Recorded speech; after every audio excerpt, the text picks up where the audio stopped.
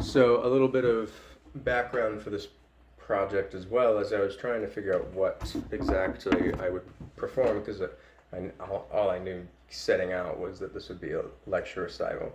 And originally it was just going to be a medieval tune, but I felt that wasn't substantial enough and would give me quite enough to talk about and relate to sort of our class materials. So I went with a spell, because that can be recited. And I decided I would do that and a dance tune, which you'll hear later. The original plan, I was looking into this manuscript of from High Germany in the sort of Middle Ages, like 12th century, that had some neumes and it had some charms written in the manual, but it was hard to tell what they were. Most of them were liturgical passages that traditionally had plain chant, but whenever I cross-referenced the neumes as I reconstructed them, it turned out they were just standard plain chants. So it ended up being kind of useless. I still have that neume reconstruction paper, and I could probably include it in some way, but it's really has nothing to do with the final form of this project. Also, I was looking for just like some sort of manual that is just like a direct photographic transcription of a medieval spell manual, but those are also really hard to find. Most of the scholarship on them seems to be based on people who could actually go and work with them in person, as in the case of my annotated bibliography, and they were very hard to locate online. So I found the spell I ended up going with. I actually just found it pretty recently, and it was kind of perfect. It had an English translation, and it gave me a jumping off point to talk a little bit about why this spell would have been performed. So as we know, in the Middle Ages, medicine was not particularly advanced, and the understanding of why the body does what it does, or why certain illnesses cause certain effects in the body, was not as rigorous as today, of course. And people still believed in magic, believed very strongly in magic. It's hard to say whether most did or didn't, but it's safe to say that at least a large amount of people would have throughout the Middle Ages, throughout Europe, more or less in certain areas, but it's hard to say. So if someone had a particularly dire wound that was refusing to heal, and traditional remedies weren't working, then a physician would resort to something like this. And as I said, they would have probably recited the incantation many more times. I only recited parts of it. It called for the whole passage to be recited multiple times, once into each ear, once into the mouth, and once into the wound. I only recited the last portion. And it's not super clear on just how the ingredients were to have been combined.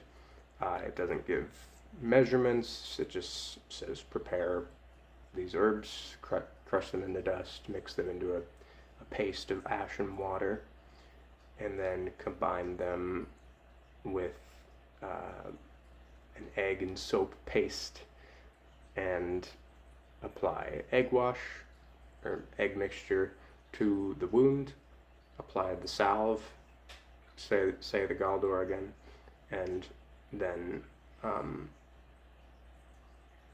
apply another layer of egg wash, and that's it. And what I find really striking is just like how this ritual would have convinced both the patient and the practitioner that something powerful just happened.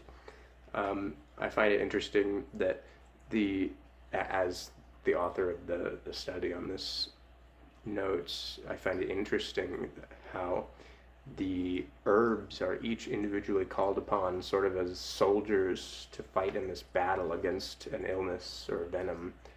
And it's also interesting that Jesus isn't invoked until the very end of the Galdor. I would have expected his name to come up much sooner, but it doesn't. And that sort of illuminates. You'll have to take my word that most of these incantations mention Jesus in one way or another, and that's what we call white magic in the Middle Ages, magic that invokes the name of God and is basically a form of prayer. And as we know from just like where we found many of these manuals, a lot of these manuals with these spells were written down by monks. And as we read in class, the Magic in the Middle Ages talked about how monks were some of the most common practitioners of white magic, and also in the underbelly some necromancy and black magic. And the distinction there is whether or not the magic purports to influence the earth directly of its own power, to call upon the power of God and beseech him. And basically white magic is a prayer. Black magic is a sorceress generative power and influence from the mage, as it were. So rather rough in terms of accuracy to the source material. And also the incantation, I shortened it. It was not performed in its complete entirety. I believe that the spell probably would have been sang to a melody, but I could not find a plain chant melody that actually fit the meter of either the modern or the Old English. My guess, according to some work I've read, work by Laurie Ann Garner, that these spell manuals would have been probably like implicitly understood to go along with a certain plain chant, or the person using the spell would just know, or they would have it in margins that may have faded since then. But generally these spells are instructed to be sung, the Old English word that can be translated simply as chant, but more accurately should be translated as sung. So there should have been some sort of musical element to these chants. But that leaves us in a sort of predicament because there's no notated chants. Very rarely is a chant actually named. That is, very rarely does a spell manual tell the physician to actually sing to a specific plain chant melody, of which there are many, many dozens and dozens. So I figured it would probably be both more and less faithful to the original if I just say it plainly, because I'm already doing so many things anachronistically, and I figured I could just talk about them in the lecture portion. Now,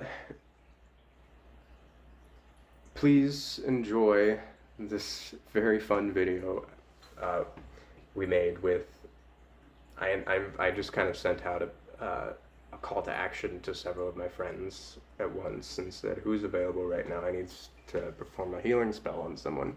And my friend Evan came over and brought Peace, who you see in the video, being my patient. It was very fun to do. It was kind of messy. I hope I might have ruined a sweater. I haven't checked yet if it's ruined. I hope not. But yeah, we had a bit of a scare. Some of my cats make an appearance. Evan eventually took them outside so they wouldn't bother us. And it was funny and awkward. And if we really just, what I want to stress before you see it is like, we're kind of not taking it super seriously. I'm taking it seriously in that I'm going to perform it. I'm going to assume the persona of a practitioner, loosely assume the persona of a practitioner actually performing this with the belief that it will work to cure the ailment. And the patient piece also got into that persona as I was mixing things and reciting the incantation. And as you'll see at the very end, as I apply the salve, and after we start cleaning it off, Peace says that, if I really believed in this, this would be super powerful and comforting, because this was a lot of effort and a lot of invocation, and there's just a lot that went into this. And if you were a person in the Middle Ages who really believed in the power of white magic and the power of the practitioner of it and the power of Jesus, and you hear his name at the very end and you hear it over and over again, it would be very powerful. And who knows, maybe the placebo effect is strong enough, like maybe that has real medicinal value to a suffering peasant in 10th century England who has a gangrenous wound. Maybe that will help them recover. Maybe that psychosomatic effect on their mind will bolster their immune system's ability to fight off an infection. Who knows? There's not a ton of research on the effects of magical incantations on reversing serious wounds or ailments. But that was one of many, many charms. There are many like it and many different. And I hope you enjoy. All right. Just share my number. Perfect. So this is my patient, Peace. Peace has been attacked by a wolf in 10th century England. This is before, well, we don't know that the wolves will ever be driven out of England. So wolves are a problem. And Peace has a gangrenous wound, and Peace may die, or may have to lose the arm. So we have consulted with the texts in the monks in the local monastery, and we have pulled up this spell, and we're going to try to banish Peace's gangrenous wound, which, as you can see, is very bad. This charm will use 9 herbs.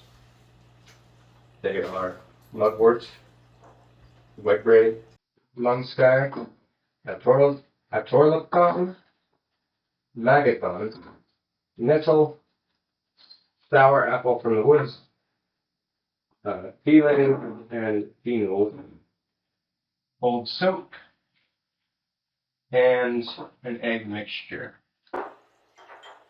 First, we prepare a paste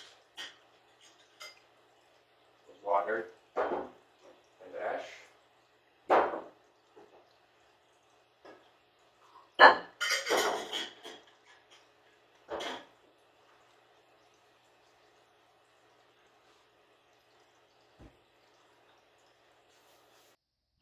And we will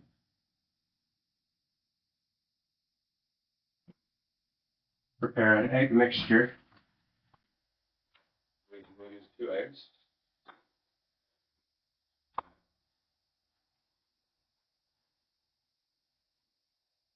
We'll begin together. And we will begin prepare the ingredients. You, mugwort, remember what you revealed, what you read in dragon mouth. You, mugwort, remember what you revealed. Be ready and recognize. You come up, Lord. Remember what you revealed, what you ready and reconciled.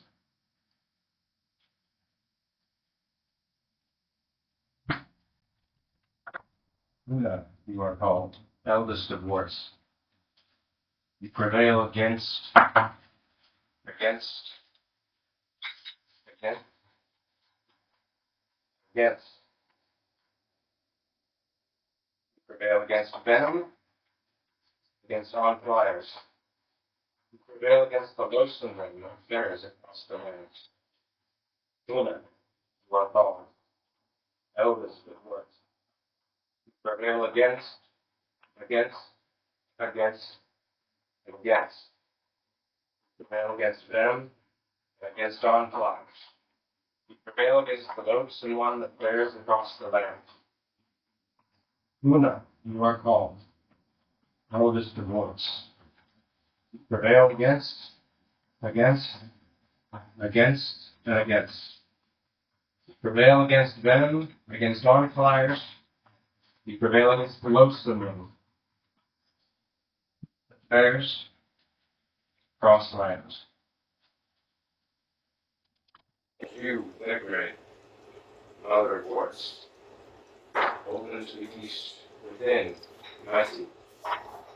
Once over your carts creaked, over you women rode, over you brides yelled, over you oxen swung.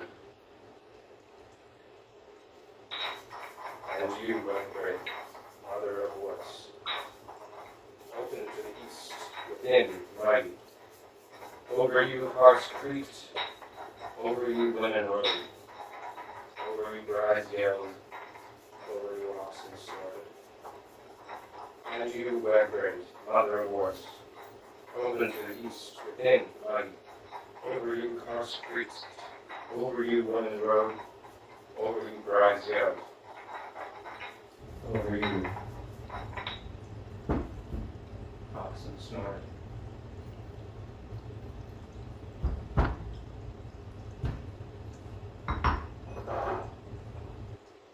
All you withstood and pushed back against, so might you withstand venom and on-flyers, and the loathsome one that bears across land. All you withstood and pushed back against, so might you withstand venom and on-flyers, and the loathsome one that bears across land. Soon this war is fought.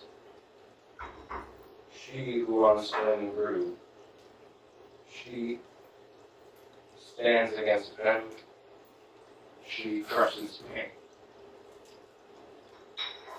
This is the war that fought against the worm. This is potent against venom. She is potent against on-flyers. She is potent against the loathsome one that bears across the land. Student this war is called. She who on stone grew, she who stands against venom, she who crushes pain. Stide, she is called. She withstands venom. She drives away harm, casts out venom. This is the wart that fought against the worm. This is the potent against venom. She is potent against on-flyers. She is potent against the loathsome one that bears across the land. Student this wart is called. She who on stone grew. She stands against venom. She crushes pain. Stide, she is called. She withstands venom. She drives away harm, casts out venom.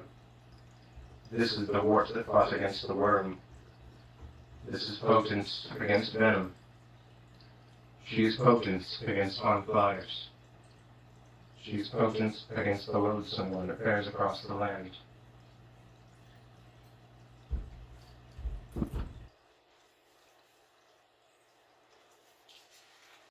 You, my family, bleed now, the less become the greater become the less. Until him there be a remedy for both.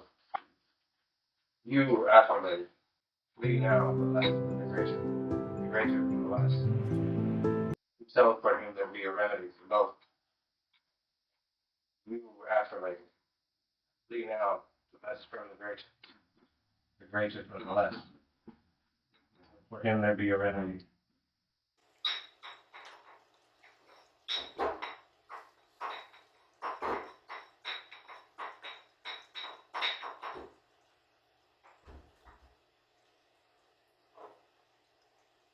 You, my bed, remember what you revealed, what you accomplished at Dollarport. Never should one lose life to disease. Since for him, Nathan was prepared for food. This is the works called Mordulu. The seal sent this over the sea ridges to heal the horror of other venom. This is the works called Mordulu. The seal sent this over the sea ridges to heal the horror of other venom. This is the wars called Mordulu. The seal sent this over the sea ridges to heal the horror of other venom.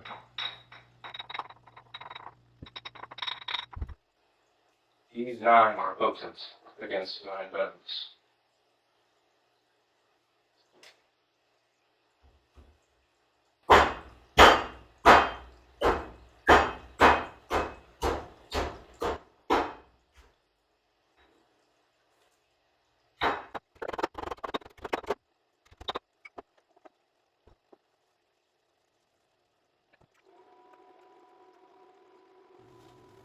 Smell so bad.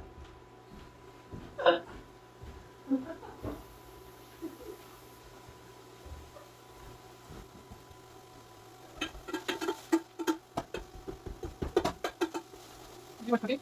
Yeah. I can't see that, but I sense that it wants to explode. I just feel it. I feel it, my gangrene alone. Well, that's why we're doing this. Oh, perfect, okay. It actually doesn't smell that bad. It smells fine. You should make a, Just wait till the soap starts melting. first sale Christmas. Yummy.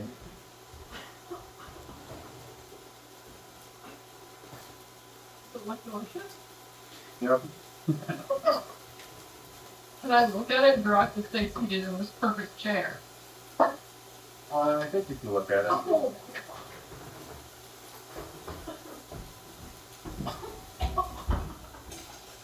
Okay. Oh. It fit me, it fit me.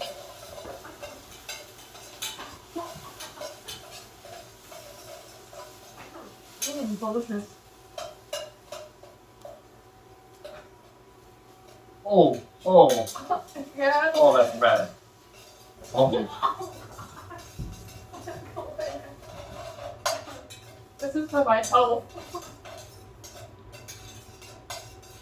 I've never thought about whether it's safe to inhale soap. It's never crossed my mind. If only I didn't get into a fight with that dog. Well, this is what most of the monastery said. They said, do what's written here, and your wound will be healed. If you have God's favor. Apple. Huh. Okay, I'll just cut this out. A worm came sneaking. He killed no one. Then Woden took 9 glory twigs, struck the circles, that she into 9 flew. There apple overcame venom, so that she again never in a house would blame. A worm came sneaking, he killed no one. Then Woden took 9 glory twigs, struck the serpents, that she into 9 flew. There apple overcame venom, so again she never in a house would dwell. A worm came sneaking, killed no one, struck the serpent, Woden did, with 9 glory twigs, that she into 9 flew. There apple overcame venom, so that she again never in a house would dwell. Vile and Fingal, a very mighty two. These works the wise Lord shaped, holy in the heavens, what we hug, set and sent them to 7 worlds, poor and prosperous, as remedy for all. They and female, very mighty too.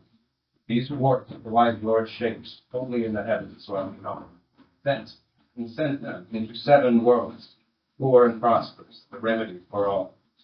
She stands against pain. She stands against death. She is potent against 3 and against 30, and against the fiend's hands and against great guile, against malicious and bewitching wights. Philae and Phenol, the very mighty two. These warts the wise Lord shaped, holy in the heavens round about, set and sent them to 7 worlds, poor and prosperous, as remedy for all. She stands against pain. She stands against venom. She is potent against 3 and potent against 30. Against the fiend's hands, against great guile, against malicious and bewitching wights.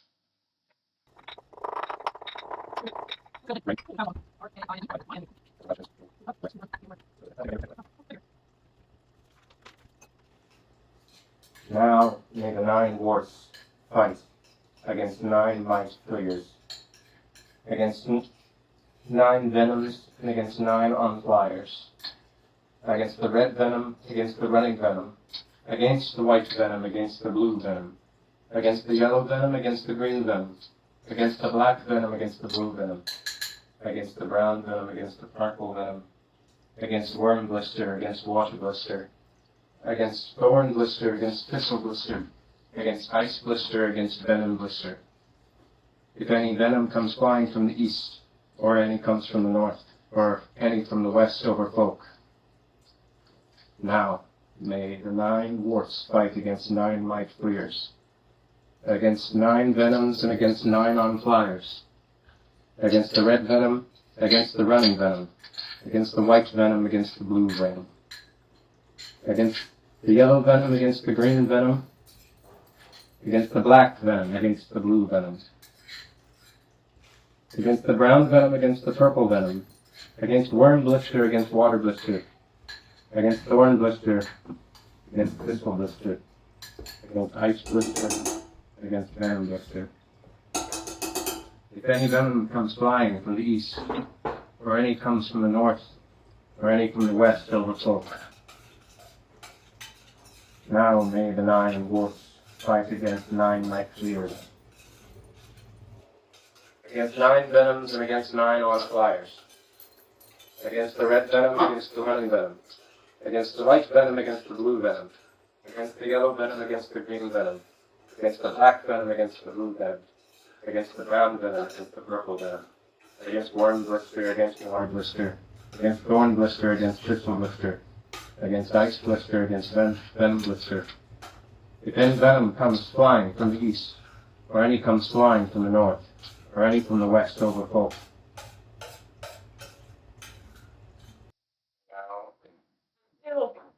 now, bathe your wounds, mix your egg. Bring the gall north into the wound in your ears. Christ stood over sickness of every kind. I alone know water running, where 9 serpents beheld or guard. May all weeds with warts now spring up, seas ebb, all salt water, when I blow this venom from you. Christ stood over sickness of every kind. I alone know water running, where the 9 serpents beheld or guard.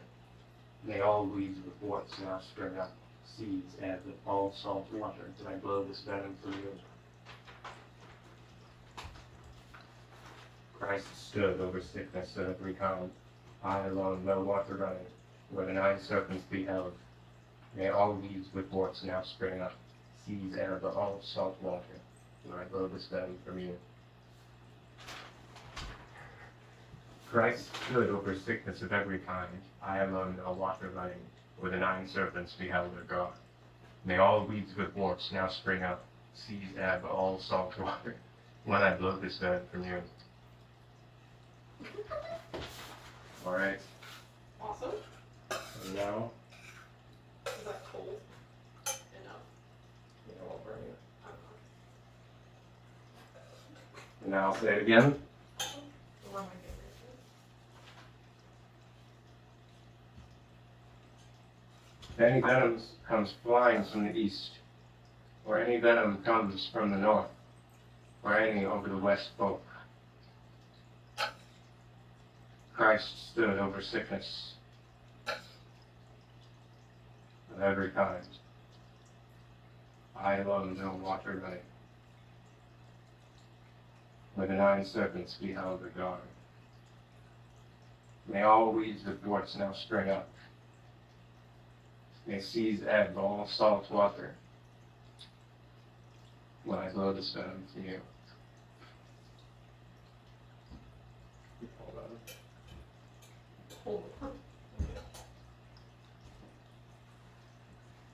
Supposed to put it right. Okay, cool.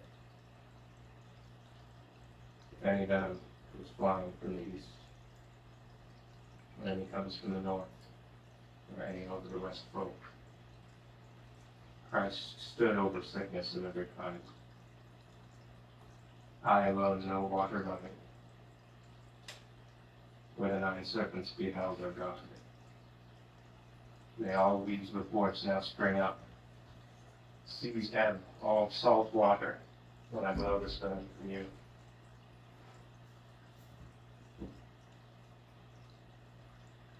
You can hold this part.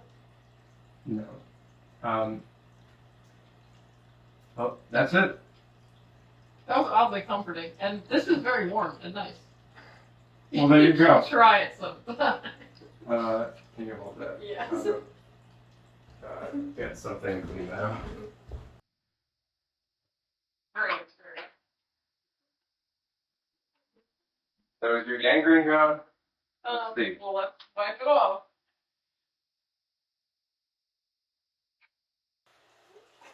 Apple, egg, ash delight. Yes! Whoa, the gangrene's gone. You just spread it all over my arm. It's that's good enough. No, I'm gonna get it. Mmm. Yummy. My favorite. Gangrene. Mmm. Exactly what I wanted for Christmas. The downside is getting bit by a dog. Yes. Sunk. When will someone take care of the wolves in England? When will someone Okay. finally Google that apparently burning stuff gets you intoxicated? I thought you were eating that. Look at this. Mmm, delicious. It's Hope this oddly is still comforting. going. Put It it is. in your arm. It's like warm. Okay, if you say so. Try a little bit. Try it. It's fun. Maybe it's not comforting without the incantation. Oh, it is kind of. It's kind of warm, and it's kind of nice. A nice gloopy mixture. Just a warm gloop for your soul. Yeah.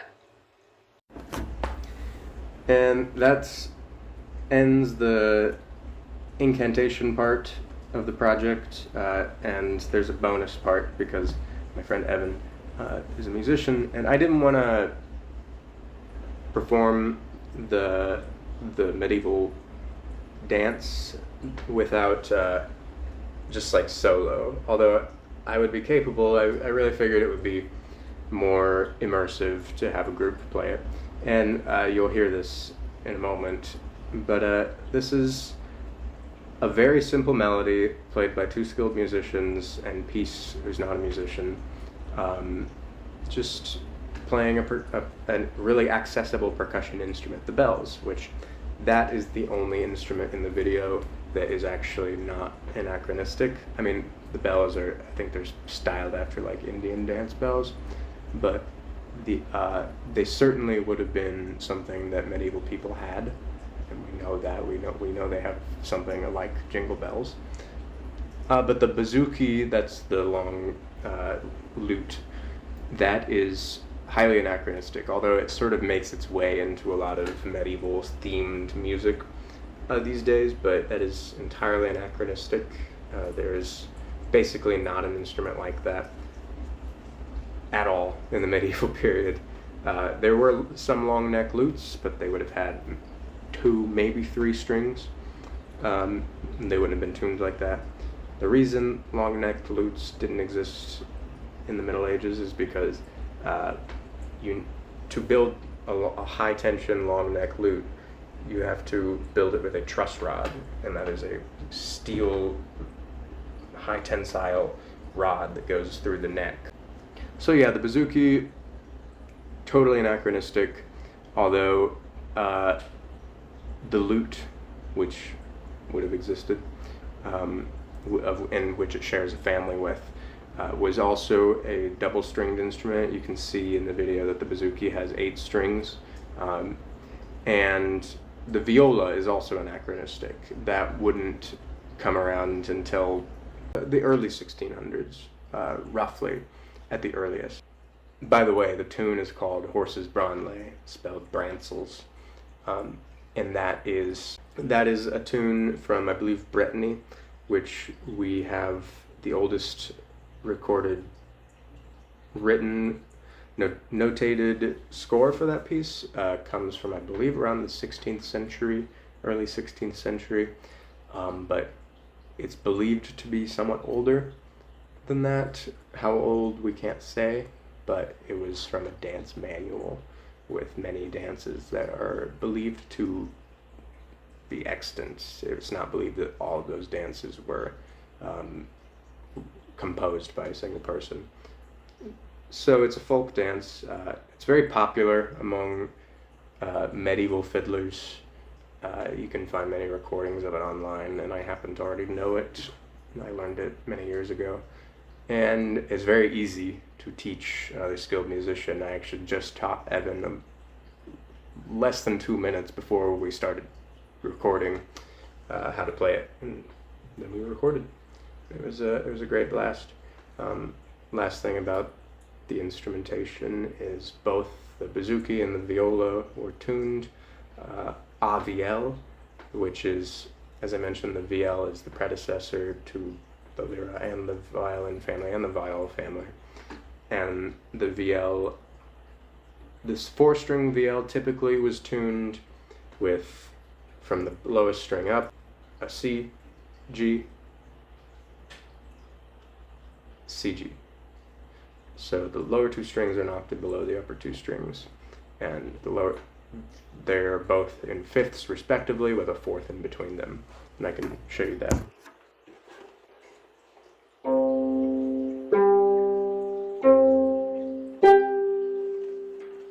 These 2 strings are the same, and these 2 strings are the same, well, an octave apart. So that allows you this very open sound, which medieval people really liked. It was the key difference between medieval music and modern music in Europe is medieval music was what we call modal, which is the tunes and the melodies. They were typically not built on harmonies, like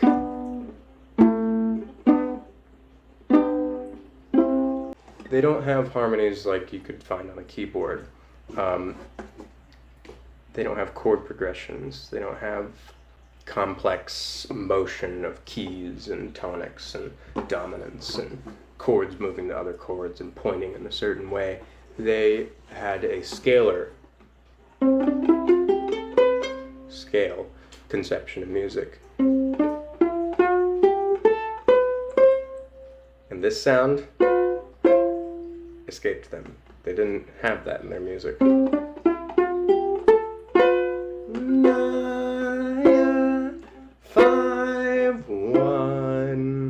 They didn't have that. It was based on their harmony, when they had harmony, was based on drones. This would be the drone, this lower note.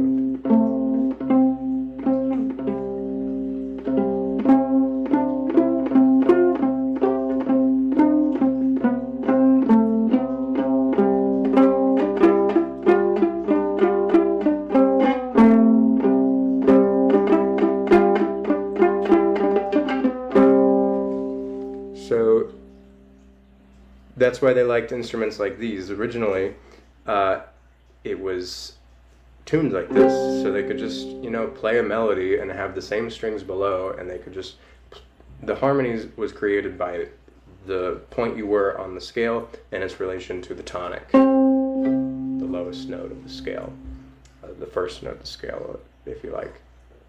And that's why medieval music sounds so different, and that's why a lot of modern music that purports to be medieval in style doesn't quite capture the actual nuances of what makes medieval music different. And the recording we made, to the best of my knowledge, doesn't let harmonies slip in. And medieval tunes, if you study them, you'll also see that frequently they just switch from major to minor. And you hear that as we perform towards the end. And then this.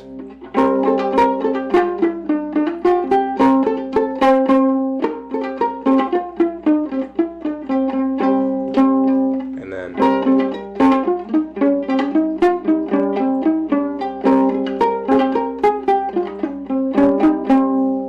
That specific modality wasn't in there, but you can hear each. I'll play as a demonstration in three modes here, and you can hear the character. I'll switch to bouzouki. So here's mode 1. This will be sort of the most recognizable to a modern ear.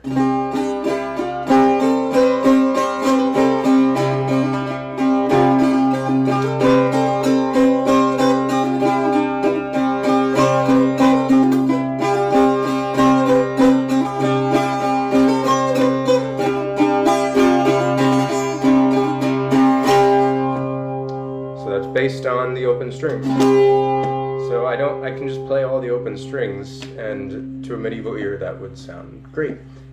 And what the medieval performer would do is not do what a modern performer would do and like go all the way up and down the neck to be super crazy and be really thinking about harmonies. They would be very simple. Stay down here. Their instruments reflect this too. Even the early violins, you were not expected to play very high up the neck. And it sort of comes later with the introduction of the harmonic system in the 18th century. But here's mode 2, which is similar, but different in one key way.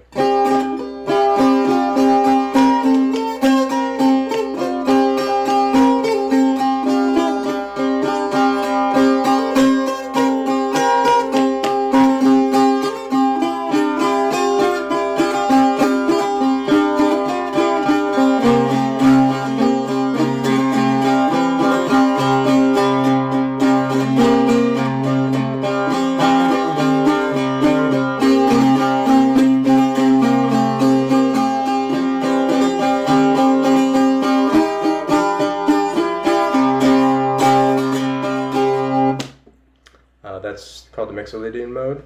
It just has a lowered setting. So instead of, it sounds like this. This is a wistful quality. It's very common for that mode to appear in medieval music. And then here's another one.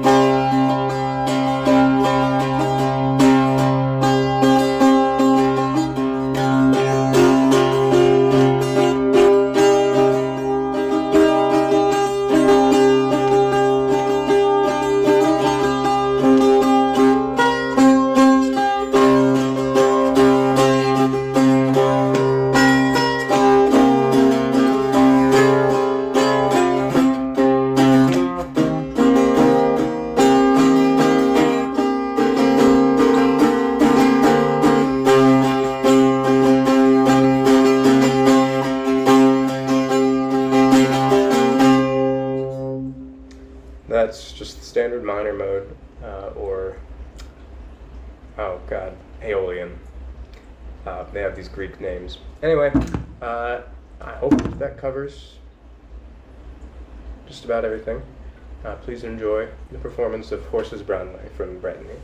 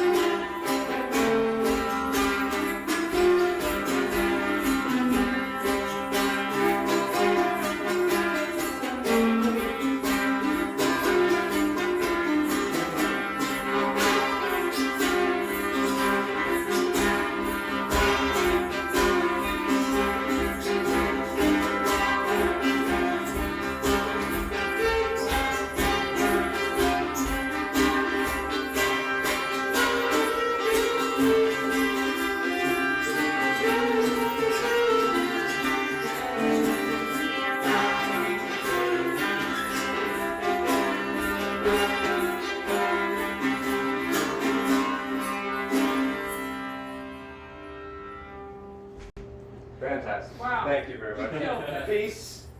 Peace on bells. I'm shaking your hand. Oh. Because this will be in the video. And Evan O'Day on bouzouki. None of these are medieval instruments except this. Thank you. Bells. Yeah.